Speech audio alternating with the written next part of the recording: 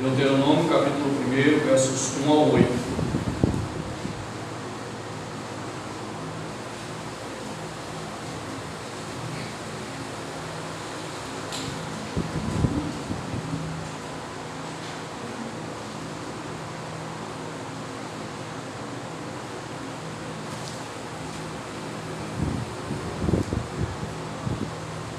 Leiamos, pois.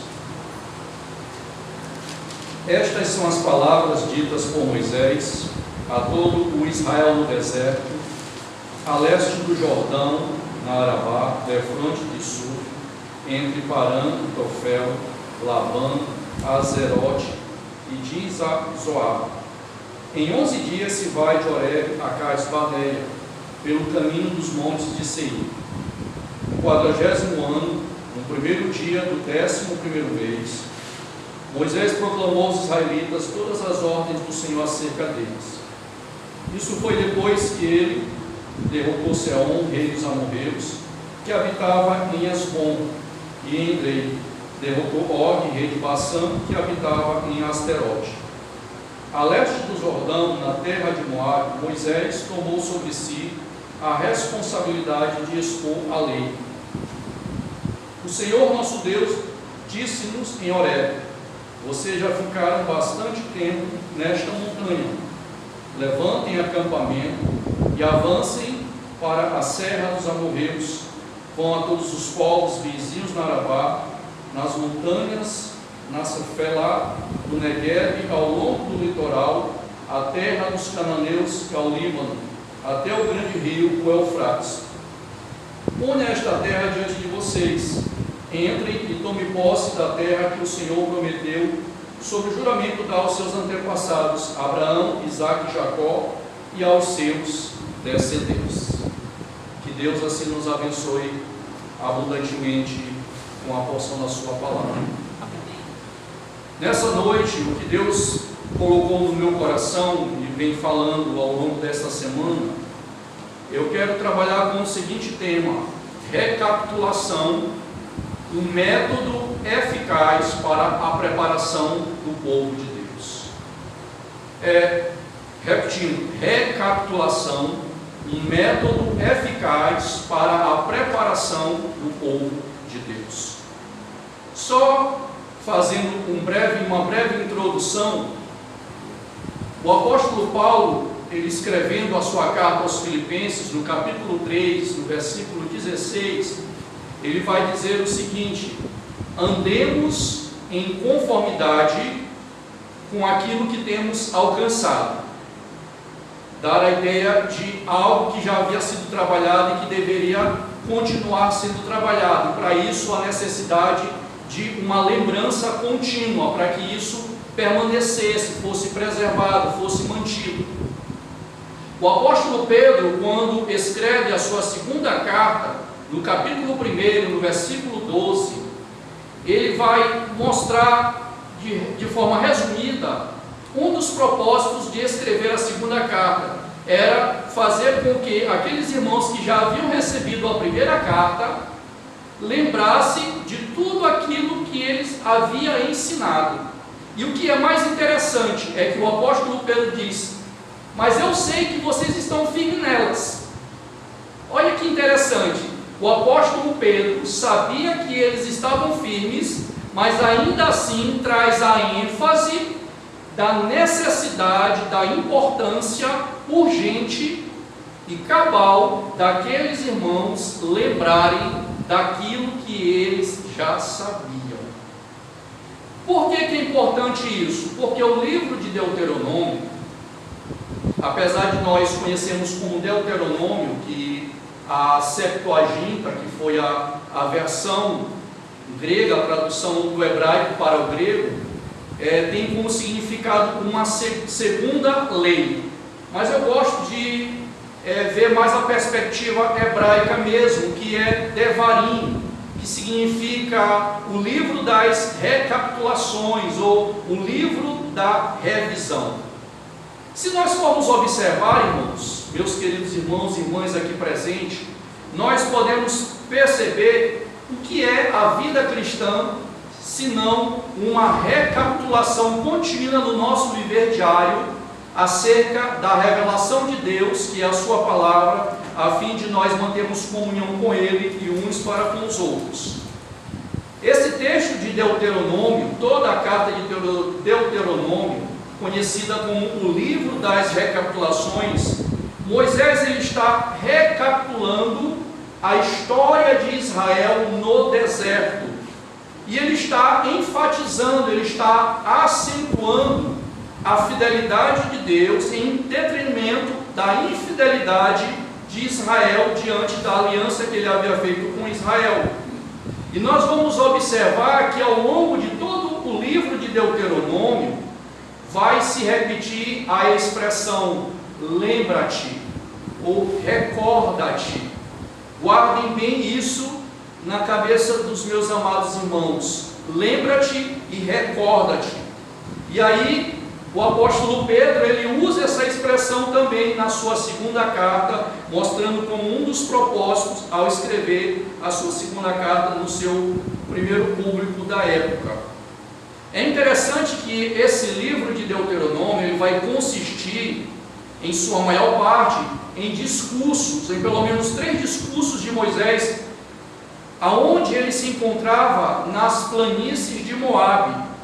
Israel ele estava prestes a cruzar o rio Jordão para iniciar a conquista de Canaã, e Moisés estava bem pertinho do término da sua carreira.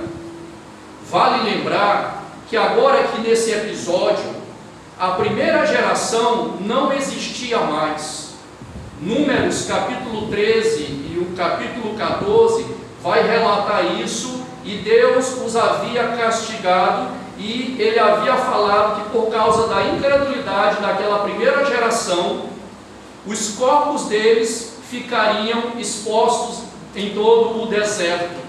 Então, Deus está falando através de Moisés nas planícies de Moabe, justamente para uma segunda geração.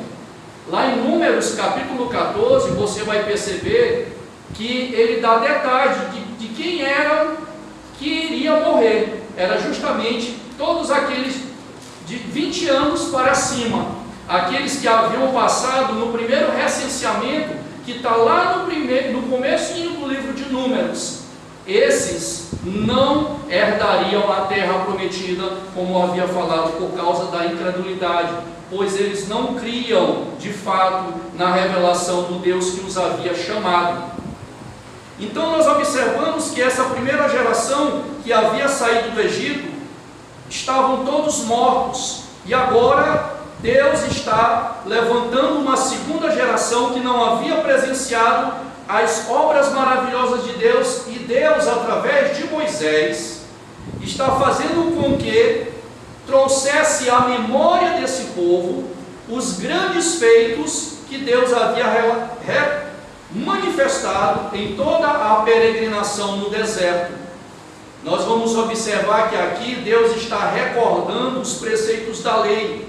Isso nos mostra de que não há avivamento sem a explanação da própria lei de Deus. E Deus está recordando com essa segunda geração os preceitos da lei, justamente que foi realizado no Monte do Sinai no passado. Para quê? Para que eles os gravassem em seus corações, para que esses preceitos guardassem eles de não se corromperem com os costumes dos cananeus, que eram um dos grandes receios de Moisés. Provavelmente Moisés, quando escreve essa carta, ele estava justamente faltando pouco tempo para a sua morte.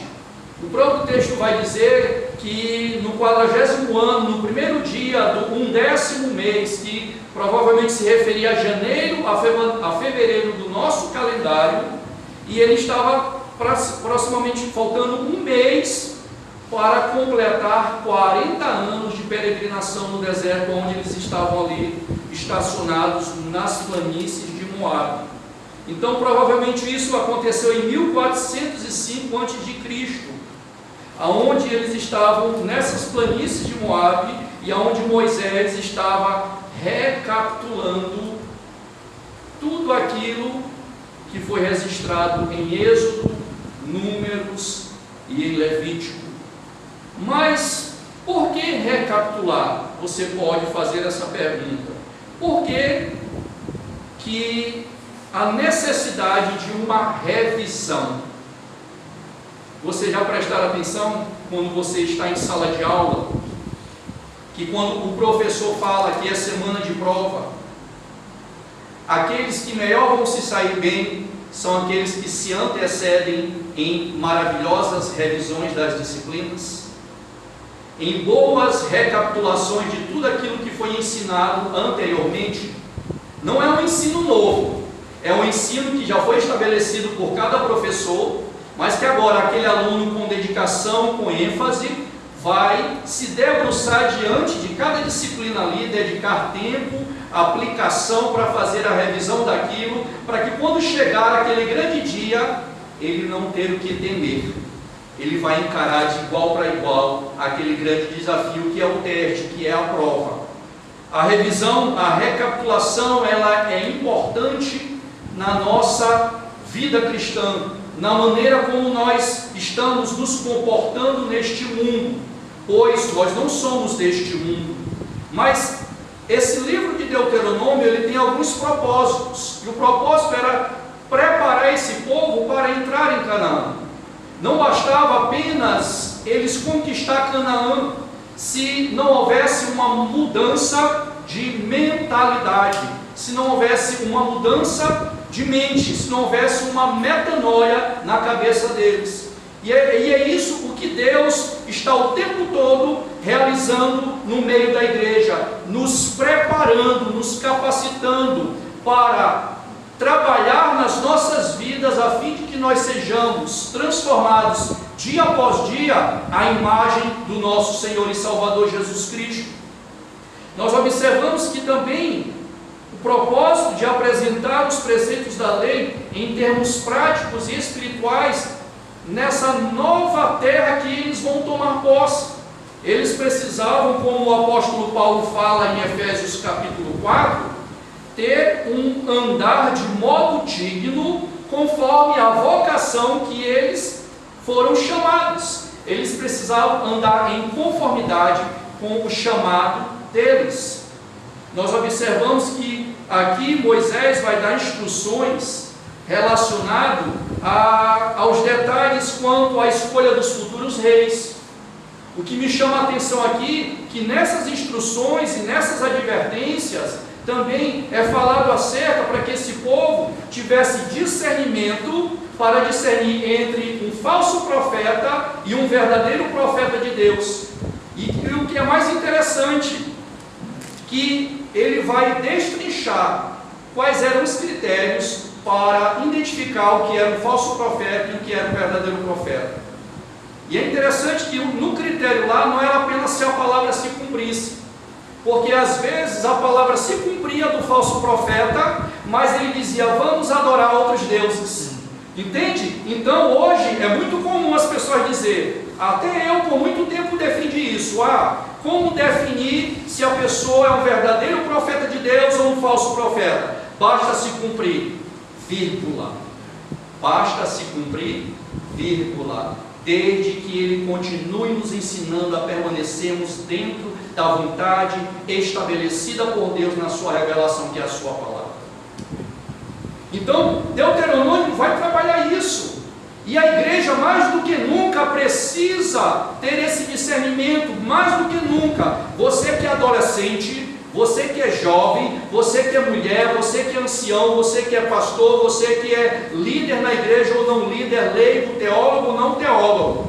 Nós, como igreja do Senhor, precisamos estar recapitulando continuamente da palavra de Deus, sendo habilitados por Deus pelo poder do seu Espírito Santo, para não cairmos em nenhum vento de doutrinas que não glorifique ao Deus da sua palavra.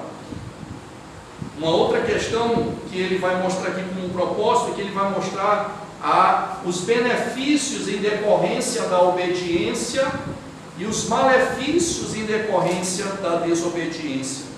E por último, dentre vários propósitos, ele quer estimular a lealdade do povo à sua lei, à sua vontade. Isso nos mostra, dentro desse propósito, que nós só podemos ser leais ao Senhor quando nós estivermos em harmonia com a sua revelação, que é a sua palavra. Mas por que a recapitulação é um método eficaz para a preparação do povo?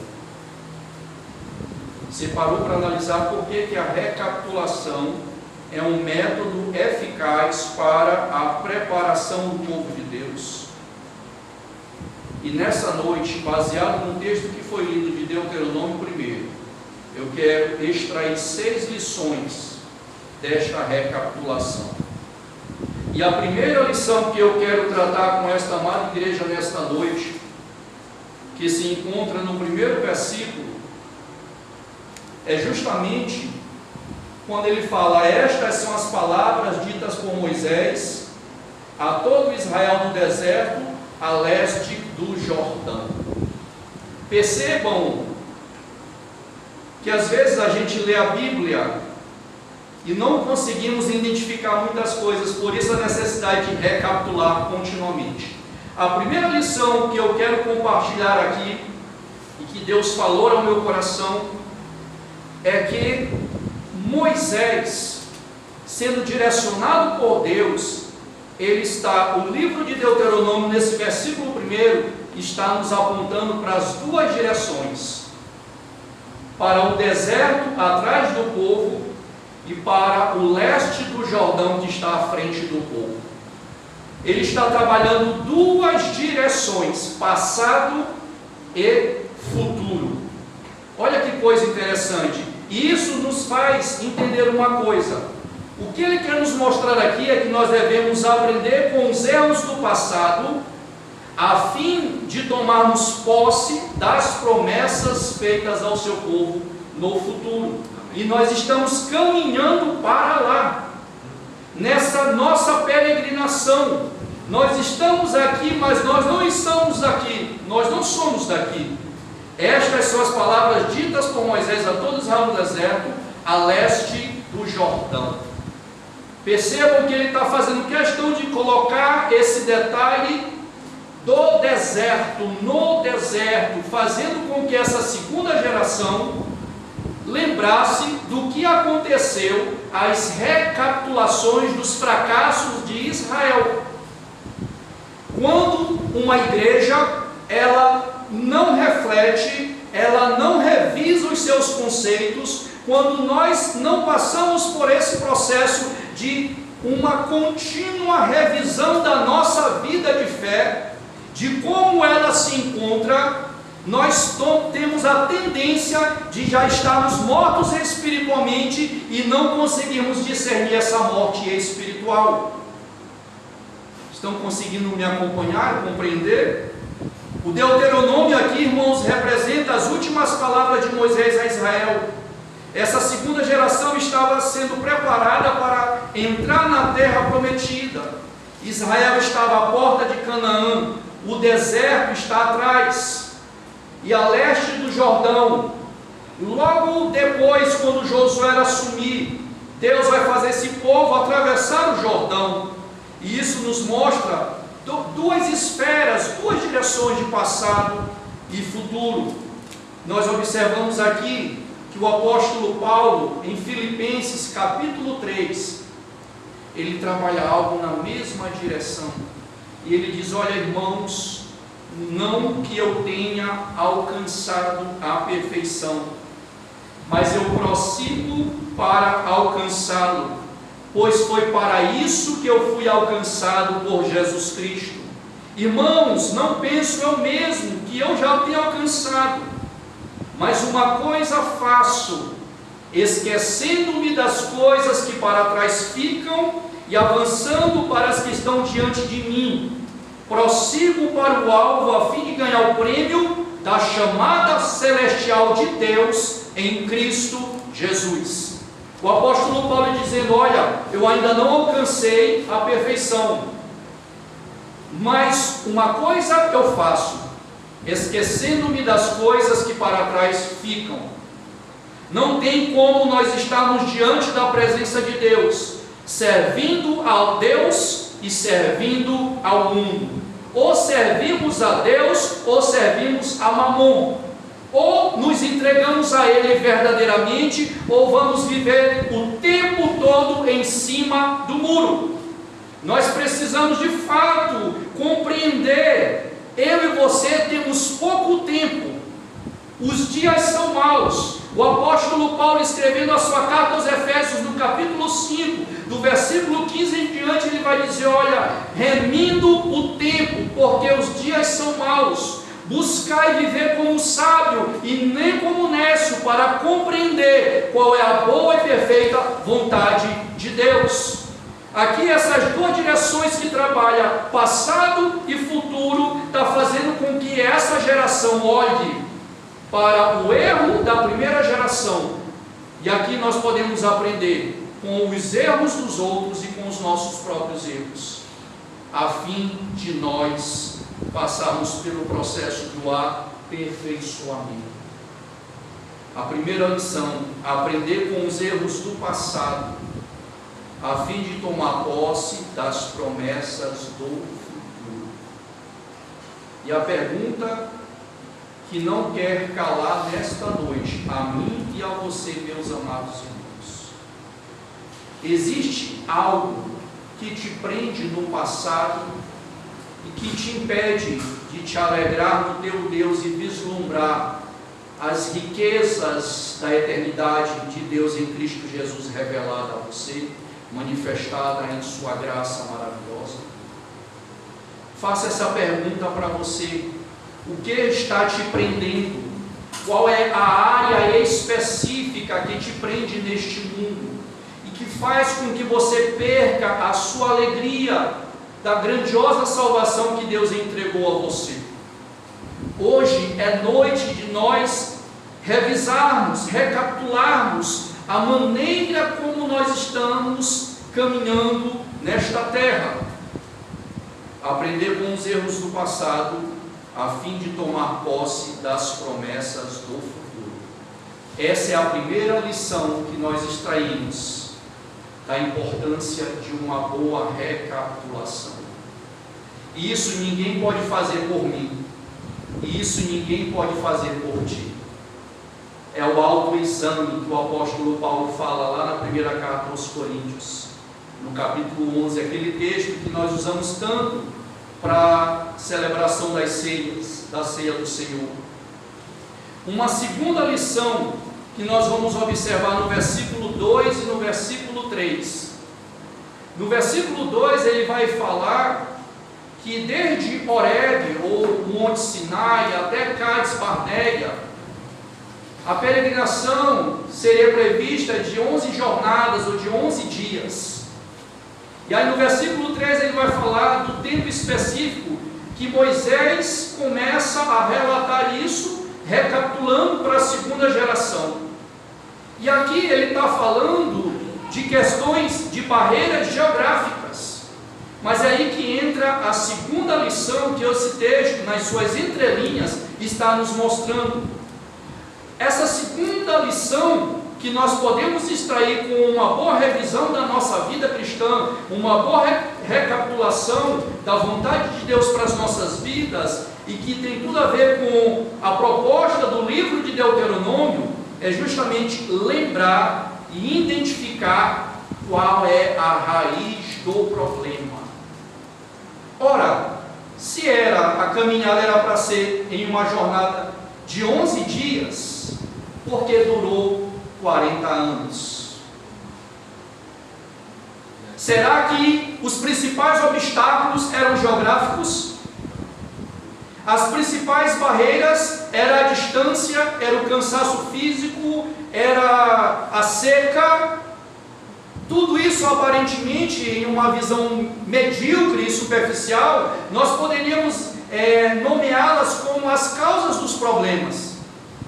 Mas na verdade, isso era apenas a pontinha do iceberg do real problema.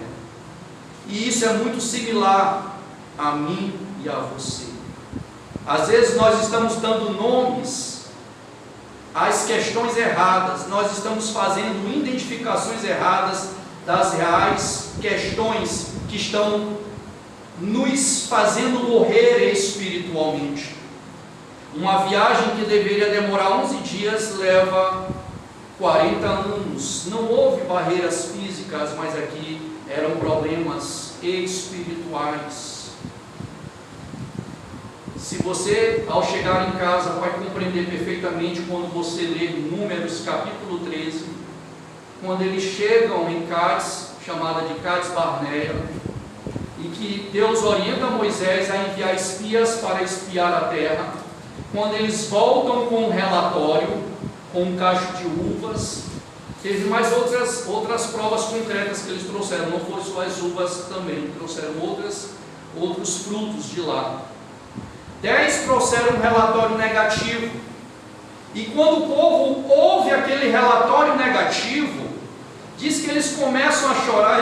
Eu li 3 vezes esse texto, de Números 13 e Números 14, e quando chega nessa parte, vem uma cena de uma criança que está com a sua mãe e o seu pai no supermercado, e que quando chega naquela seção de bombons, de chocolate, de coisas que é bem atrativo para a criança e também para alguns adultos, que são chocólatras, e que fazem aquela chantagem emocional e começam a entrar no choro desesperado. Mas o choro, aquele choro, é fruto de uma chantagem emocional. Aquelas lágrimas são lágrimas de crocodilo.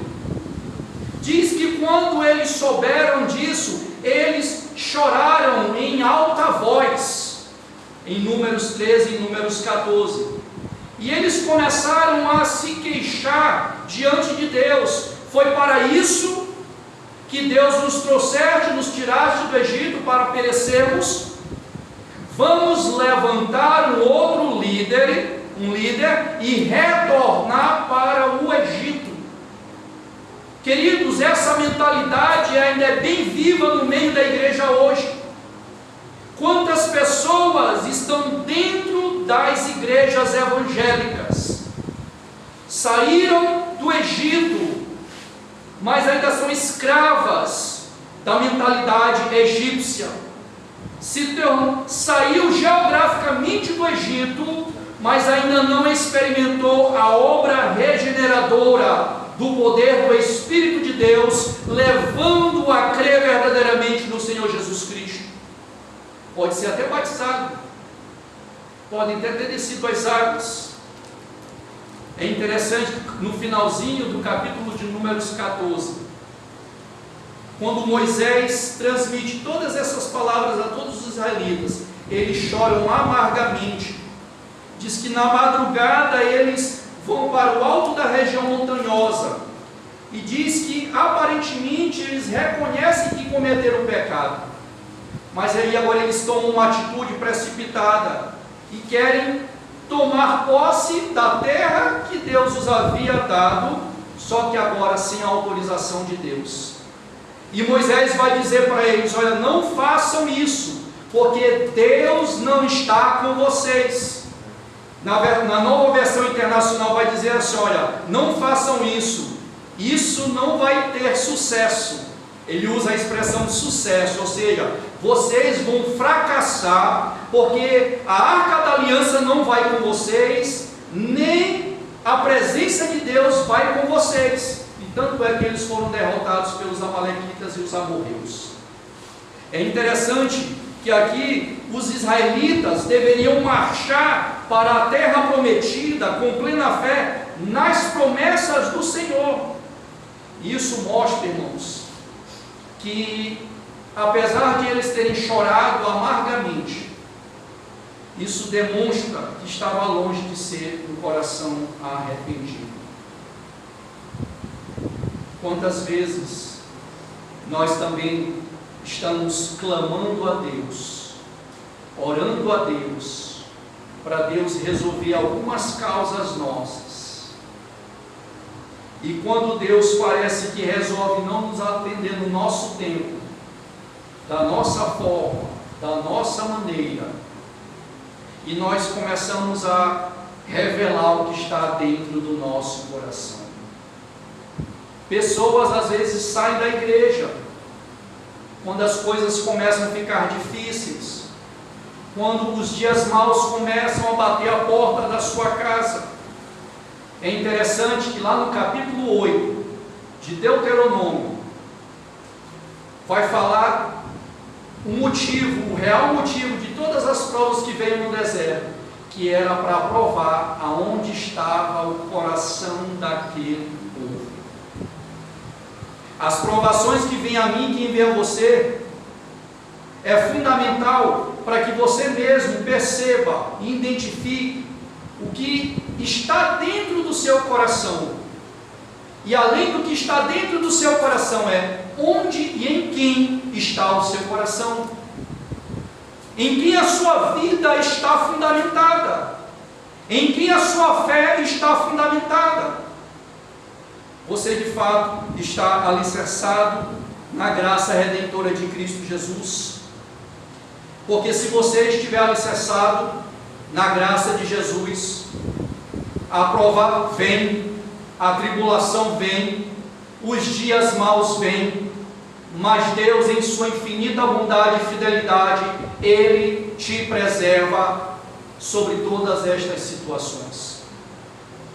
É interessante que Moisés, em Números 14, do versículo 39 ao 41, ele vai dizer: porque estão desobedecendo a ordem do Senhor.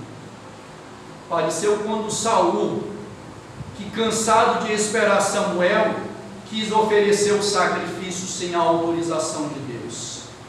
Ele não tinha autorização, ele não era ordenado para isso.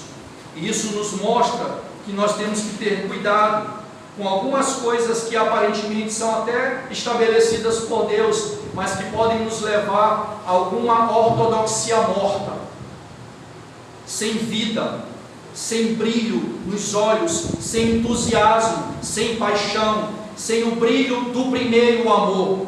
E se tem uma coisa que eu, só de pensar, eu tenho um grande temor, é de perder esse primeiro amor, por várias questões. Porque quando nós perdemos o primeiro amor, o entusiasmo vai embora. Quando nós perdemos o primeiro amor, o encanto pela beleza de Cristo se esvai, e nós começamos a querer retroceder pelas coisas sedutoras deste mundo, que são passageiras e ilusórias. E Deus está nos chamando nesta noite, por meio da sua revelação, que é a sua santa palavra: voltem para mim, voltem para a minha palavra. Não é voltar para a Igreja Batista Regular Ebenezer, é voltar-se para o Senhor, que é o dono de toda a revelação. É voltar-se para o Senhor. Eu preciso me voltar para o Senhor. Você precisa se voltar para o Senhor. A Igreja Batista Regular Ebenezer precisa voltar-se para o Senhor. Amém. Se você não se lembrar de mais nada nessa mensagem hoje, lembre-se dessa premissa, dessa verdade. Voltemos urgentemente para o Senhor, para os braços do Pai.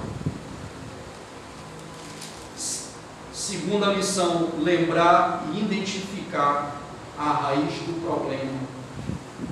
O problema deles não era geográfico. Talvez você possa dizer: o meu problema é algo que está acontecendo. Eu posso dizer, por exemplo, meu problema é o meu vizinho. E ontem um Senhor me fez fazer uma oração que eu estava com muita dificuldade em orar.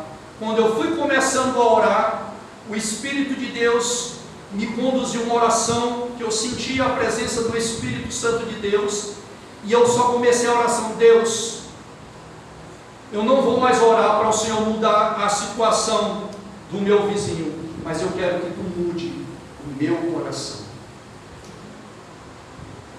Talvez quando nós começamos a nos unir ao agir de Deus, nós vamos fazer a oração acertada, que está em harmonia com o agir de Deus. e nós vamos nos frustrar menos, porque às vezes nós queremos que o problema seja sanado, seja aniquilado, e se Deus não fizer dessa forma, e se Deus não fazer do nosso tempo, isso pode revelar o melhor ou o pior que há dentro de mim, de você. Nós precisamos refletir, recapitular sobre essas verdades, lembrar e identificar qual é a principal raiz do meu coração, da minha vida. Será que eu não estou dando nome às questões erradas? Será que eu estou, que nem a psicologia fala, eu estou projetando para o lado errado? Que a projeção é justamente quando você foge de uma realidade e cria um mecanismo de fuga para você identificar aquilo como o seu problema, quando na verdade o seu problema é outro, quando o meu problema é outro, quando ele é mais fundo, quando ele é mais enraizado e precisa de uma melhor identificação a fim de ser arrancada essas raízes que estão nos prejudicando no nosso relacionamento com o nosso Deus e no estabelecimento da sua vontade aqui na terra. Uma terceira verdade, ao observar esse texto, uma lição aprendida com a recapitulação, é que ele vai falar de duas vitórias que aconteceu no Vale de Moabe, e isso está registrado em Números capítulo 21, mas aqui está no versículo 4 que ele fala da derrota de Sehon, que era rei dos amorreus, e da derrota de Og, rei de Bassã. Terceira lição que eu extraio aqui nesse texto é que Deus, através de Moisés, nas planícies de Moabe, está lembrando para essa segunda geração das vitórias do passado, a fim de gerar encorajamento nesses irmãos.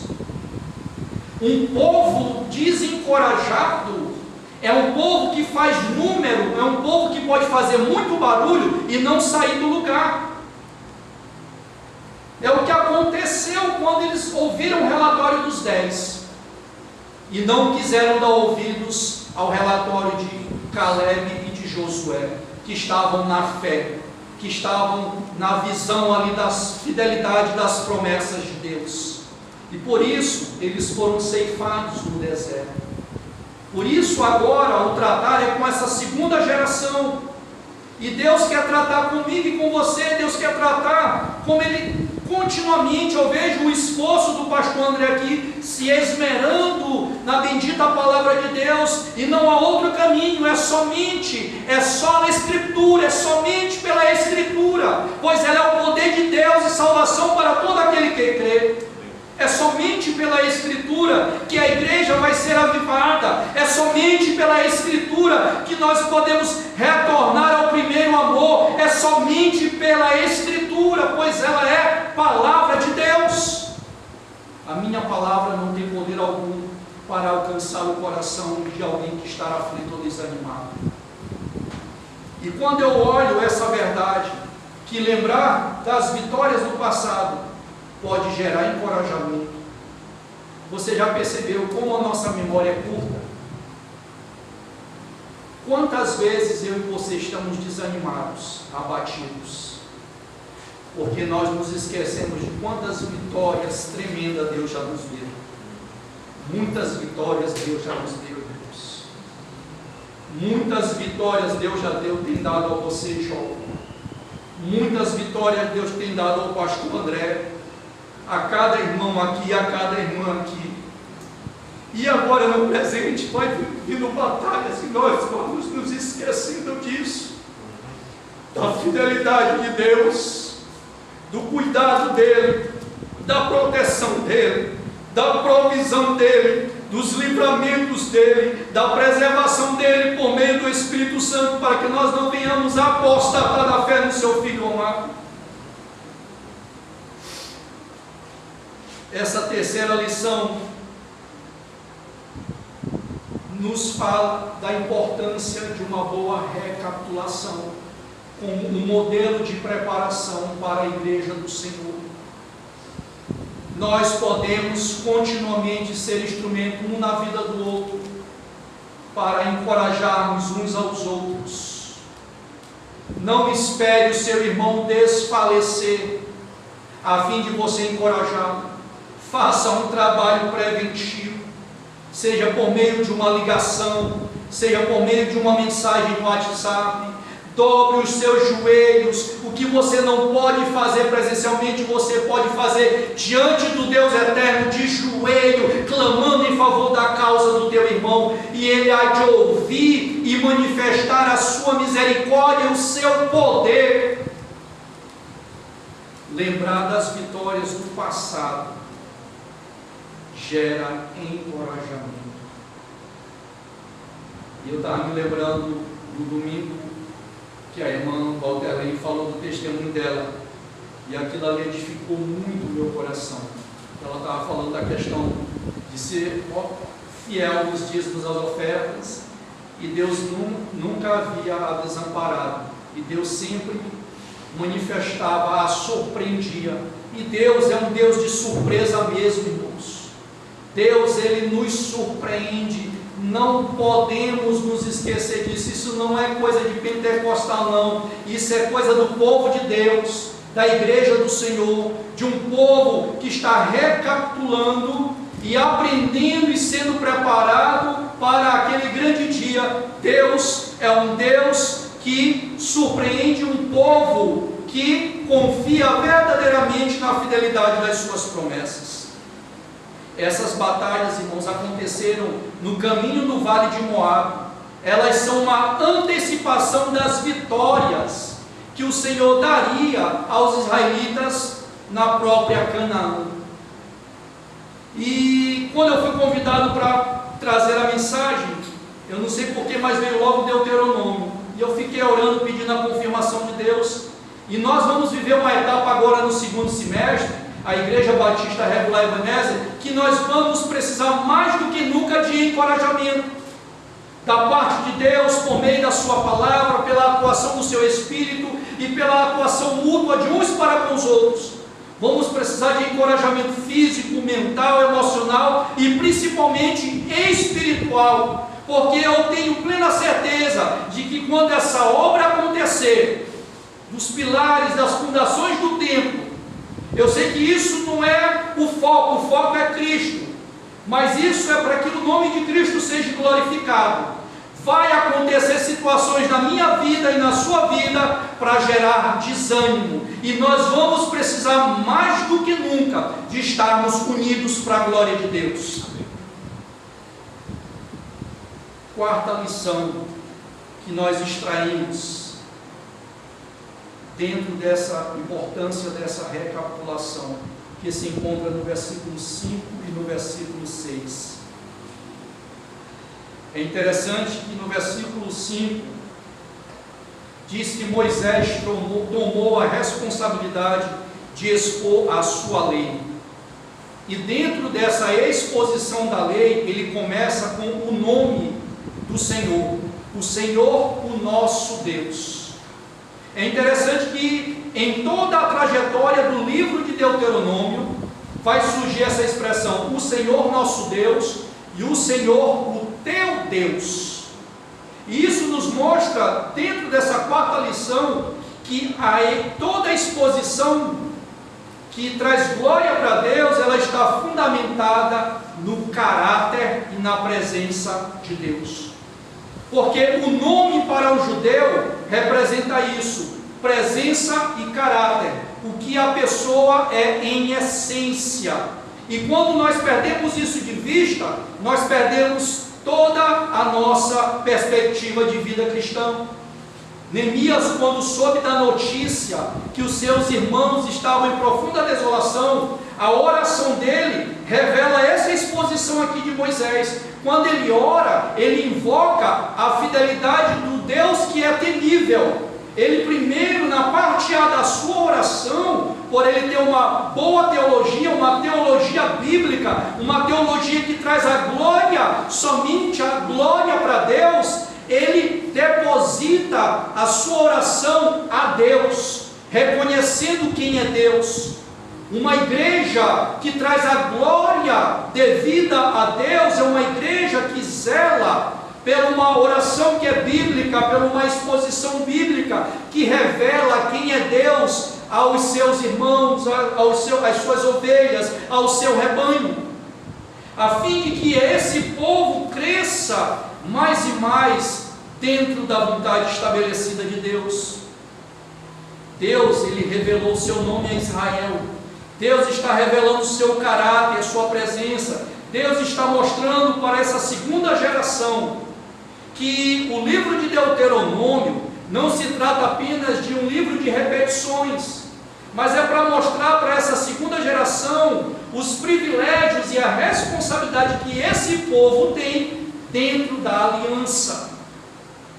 Da mesma forma, a Igreja Batista Regular Ebenezer e a Igreja Evangélica Brasileira e a Igreja em todo o mundo, nos 4 cantos desta terra, nós não podemos perder de vista os privilégios e as responsabilidades que nós temos dentro da nova aliança da graça do Senhor, para que possamos andar de um modo digno, conforme o chamado que Ele tem feito a mim e a você. Mas também esse nome de Deus, dentro dessa exposição bíblica que Moisés se responsabilizou para esclarecer a lei, porque a palavra expor significa justamente explicar com clareza, com detalhes. Então nós observamos que esse nome que é revelado nessa exposição é um convite ao povo a confiar plenamente em quem Deus é. E isso faz toda a diferença, irmãos. Não é apenas no que Ele pode fazer, mas em quem Ele é.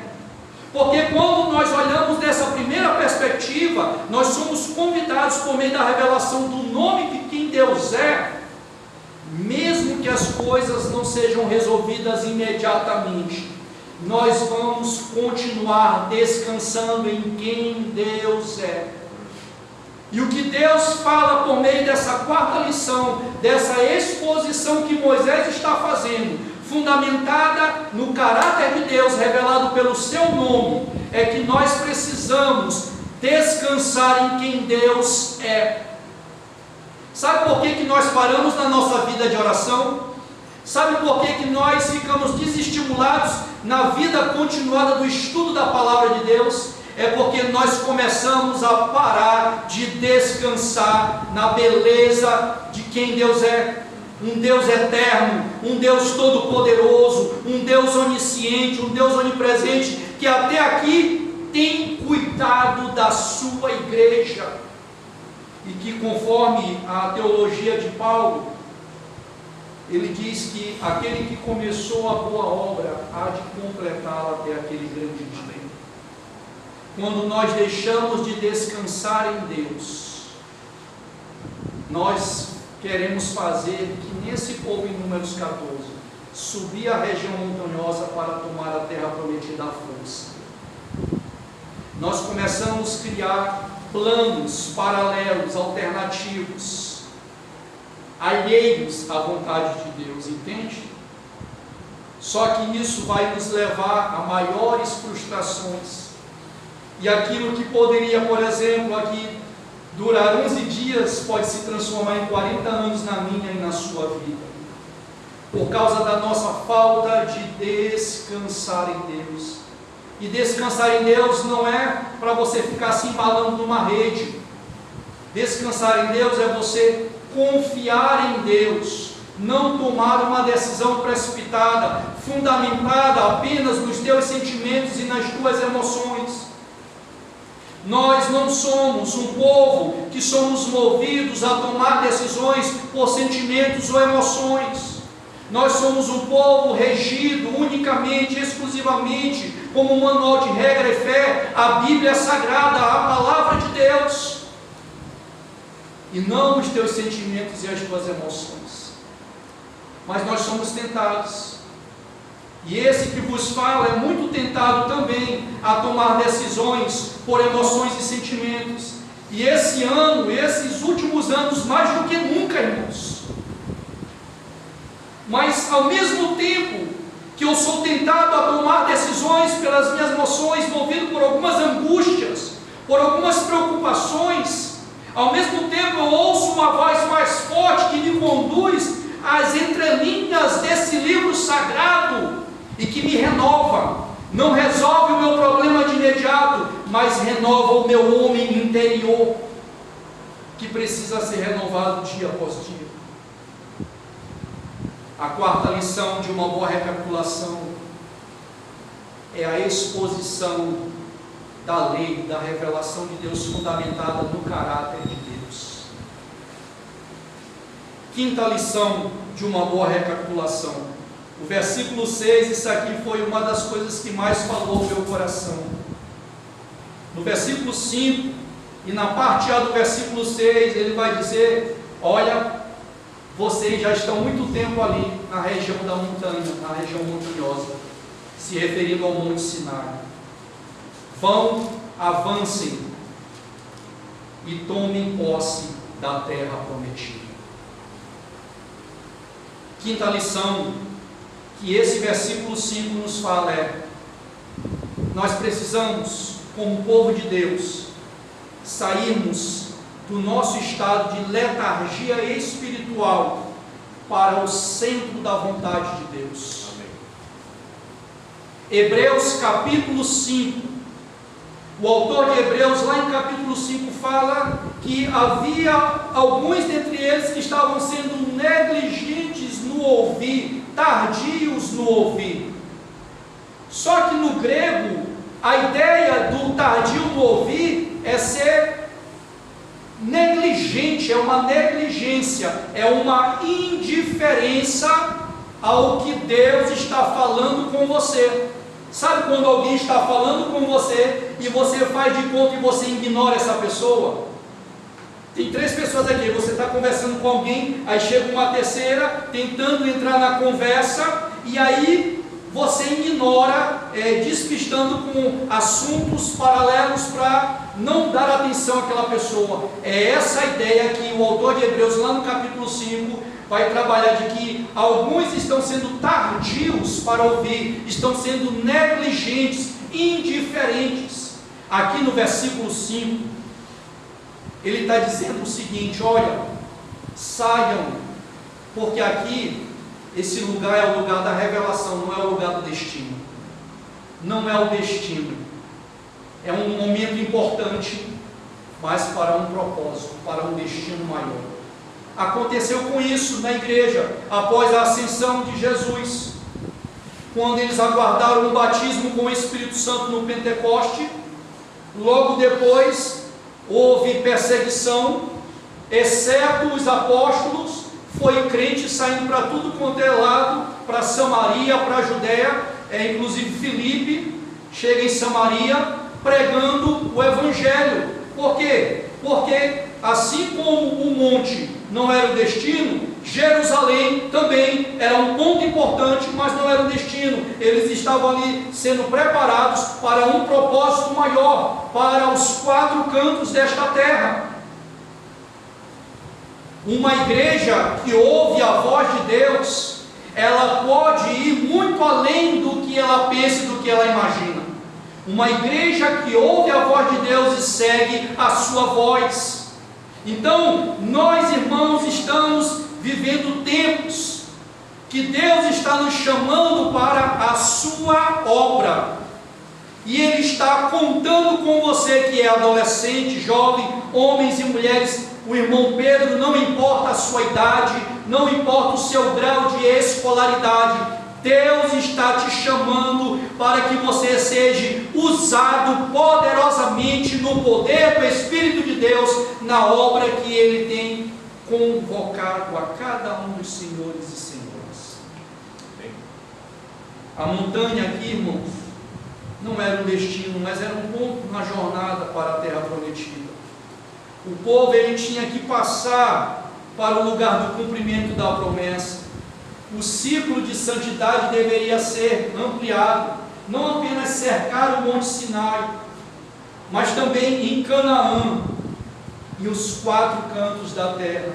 E aí você percebe esse paralelo também quando Jesus ascende.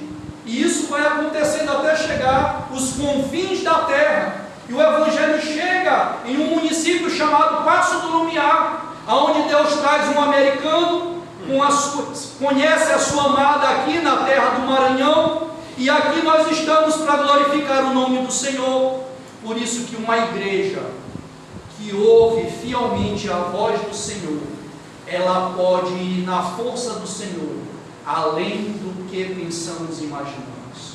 O problema é que às vezes nós esquecemos que a obra é do Senhor e confundimos, pensamos que a obra é nossa.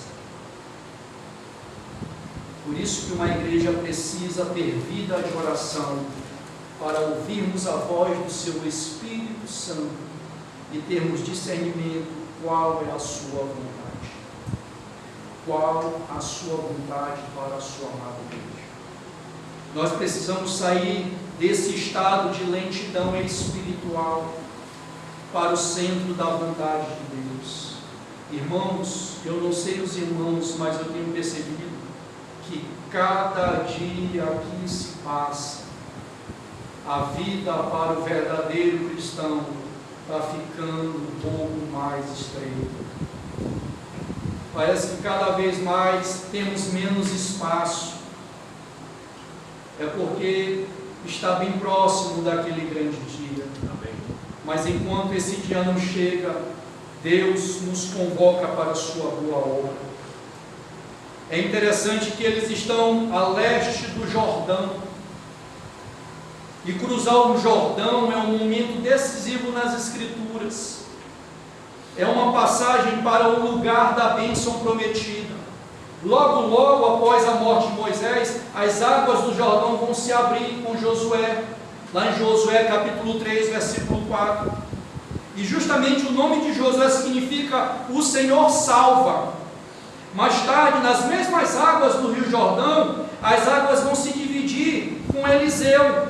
E o nome de Eliseu significa o meu Deus salva. E logo depois, nós observamos que no Jordão, João Batista batiza Jesus. E o nome de Jesus significa o Senhor salva. E os céus no Jordão se abrem e o Espírito Santo desce sobre ele. Jesus mais tarde, em Atos capítulo 1, versículo 2, batiza os seus seguidores com o seu Santo Espírito, capacitando eles e preparando eles para os confins da terra. Por isso nós precisamos mais do que nunca, urgentemente, como membros do corpo de Cristo, como povo de Deus, como povo eleito de Deus, como povo escolhido de Deus, nós precisamos se posicionar e sairmos dessa letargia espiritual para o centro da vontade de Deus. A sexta e a última lição da importância de uma recapitulação. No versículo 8 ele vai finalizar relembrando essa segunda geração a quem ele havia feito a promessa, a Abraão, a Isaac e a Jacó, e que eram para eles tomarem posse dessa terra a qual eles haviam prometido a Abraão, Isaac e Jacó. E de Jacó viria as 12 tribos, e das 12 tribos uma sairia a linhagem messiânica da tribo de Judá, do qual o rei Davi pertencia.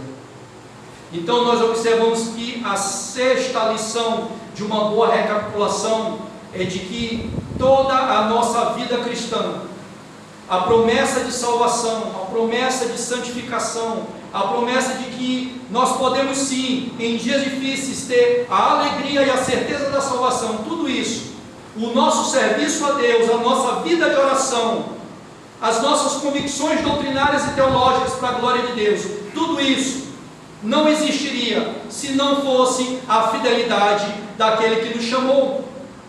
Tudo isso está subordinado, está fundamentado, está enraizado intrinsecamente na fidelidade do nosso bom e gracioso Deus. Por isso que a obra é dele, até a obra de salvação é dele em nós. Por isso que o apóstolo Paulo, escrevendo a sua carta aos Filipenses, diz: desenvolvei a vossa salvação. E alguns interpretam esse texto porque está a expressão desenvolver como se a salvação dependesse de mim, como ser humano. Mas a ideia ali de desenvolver a salvação é testificar genuinamente, por meio de obras, da grande salvação que já te alcançou. Algo já aconteceu na tua vida e você vai agora, através do teu testemunho, das tuas obras, glorificar a Deus por tamanha salvação que já te alcançou no passado, já te alcançou. E você agora vai apenas testificar pela obra do Espírito de Deus. Então a sexta lição, ele está enfatizando a fidelidade de Deus. E você pode estar dizendo nesta noite, o que isso tem a ver com a minha vida? Se você é um eleito do Senhor e experimentou a maravilhosa graça redentora de Cristo em sua vida, eu respondo, tem tudo a ver com a sua vida. E aí eu quero rapidamente trazer algumas aplicações. Busque identificar o que está fazendo você retroceder na sua caminhada cristã. O que está fazendo você enfraquecer na sua fé?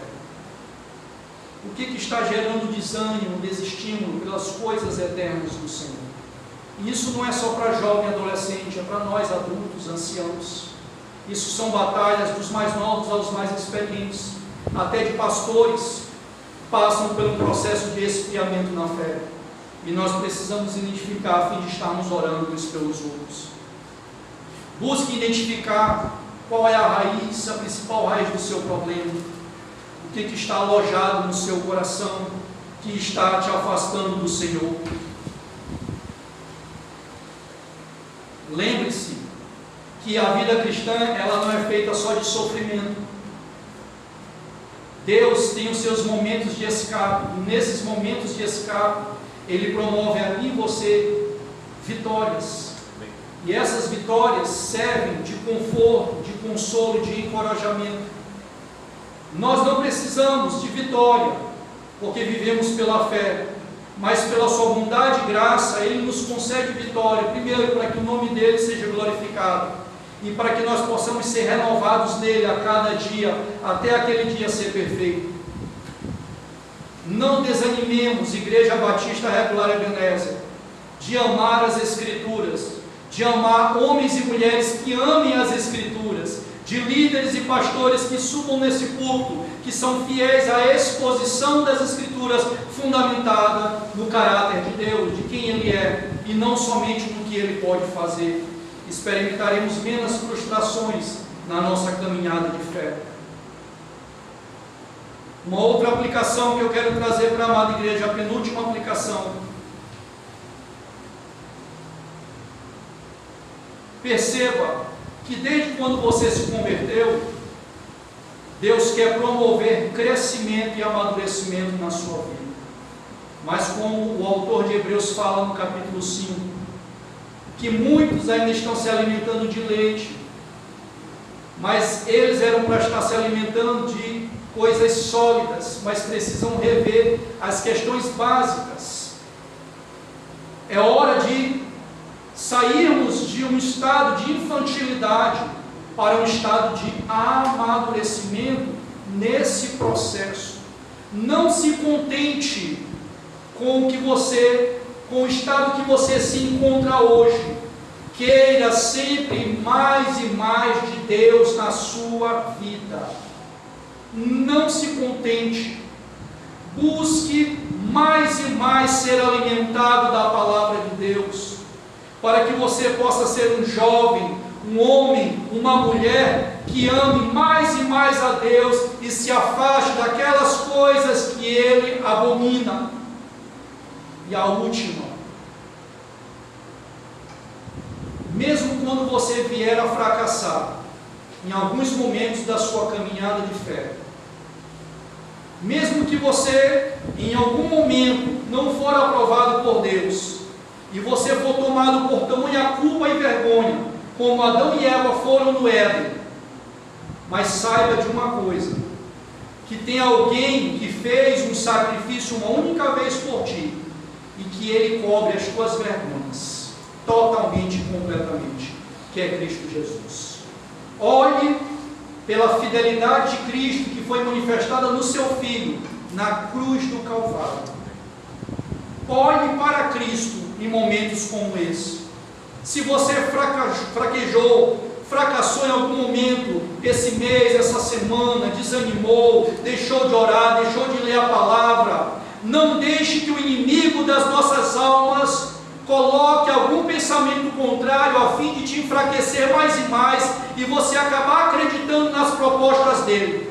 Mas olhe para a cruz, olhe para aquele que te substituiu e busque a reconciliação, busque a renovação naquilo que Ele fez por ti uma única vez, de uma vez por todas, na cruz do Calvário.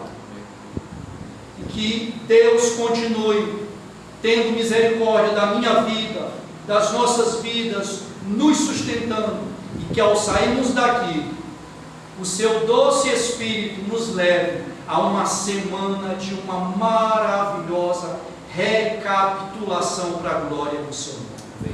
Que Deus assim nos abençoe, e eu agradeço maravilhosamente por esta oportunidade, em nome de Jesus Cristo.